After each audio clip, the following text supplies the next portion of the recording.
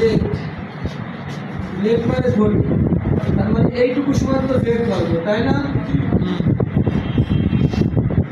জেডকে differentiation বলে কি হয়? dz by dx dz by dx dx। ইংরেজি বর্ণমালা শেষের তিনটা বর্ণের নাম কি? x y z এই তিনটা বর্ণের যদি আমরা ডিফারেন্সিয়েশন করি তাহলে dx by dx, dy by dx, dz by dx। ফর্মেটে এরকম আছে না? তার মানে x কে বললে শুধুমাত্র সব কেটে যায়, শুধুমাত্র বাকি ক্ষেত্রে কেটে দেওয়ার কোনো সুযোগ আছে?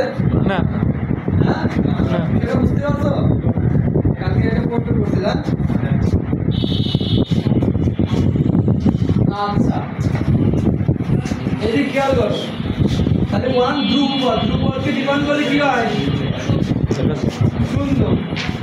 আর cos x কে ডিফারেন্সিয়েট করলে কি হয়? Minus sine x। তাহলে একটু শূন্য মূল্য বাদ থাকবে, খালি একবার মাইনাস সাইন x দিই। সুন্দর হলো না? আচ্ছা, এখন একটু আর ওয়াই গুণ করবে, মাইনাসটা dz এর সাথে গুণ করে দেবো আর dx টা sin x এর সাথে গুণ করে দেবো।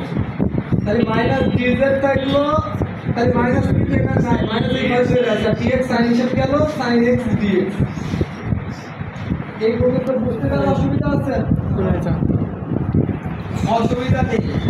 এদিকে একটু খেয়াল করো, 1 প্লাস cos x সমান আমরা কি জানি? z দিলাম যে পাওয়ার মাইনাস দিলাম পাওয়ার 5, ইকুয়েশন আছে ইকুয়েশন দিলাম। sin x dx মানে আমরা কি জানি? মাইনাস মাইনাস সবার সামনে লিখলাম, dz টা পরে লিখলাম। আমি তোমাদের একটা সূত্র শিখাইছিলাম, মনে আছে?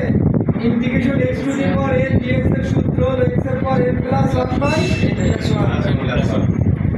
যা থাকবে তার পাওয়ার এক বেশি বাই বেশি। মনে পড়ে? এই কত হবে এখানে? এখানে কত হবে? কোন লাইনে? বলো। যেটার পর কত হবে? 5 প্লাস 1 মানে কত? 6। আর নিচে কত হবে? 6। তাহলে যেটার পর 6 বাই 6,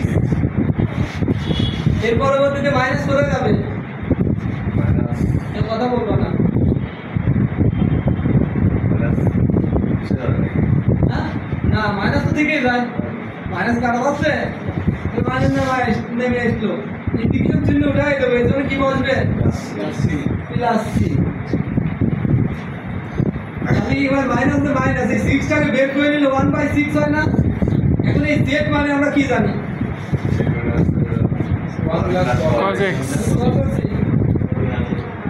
1 প্লাস cos x, এই 6 চলে যাবে, পাওয়ার চলে যাবে, পাওয়ার চলে যাবে, আর 3 নেমে আসবে, এটাই অ্যান্সার, তাই তো?